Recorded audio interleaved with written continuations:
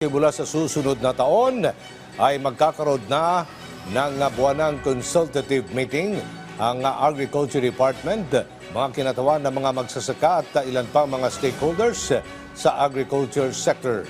Ay kay DA Secretary Francisco Chiu Laurel Jr., layo nitong makabuo ng mas komprehensibong pagtugon sa mga problemang kinakaharap ng sektor.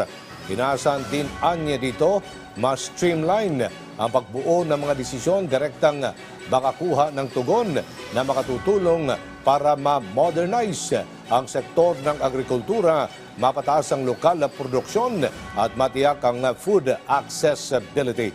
Magsisimula umano ang buwan ng pagpupulong ngayong Enero 15. Ang major task ng council is para mapag-usapan every single major crops natin every month. Hindi yung kung kailan lang may issue, kailan sila pupunta sa DA.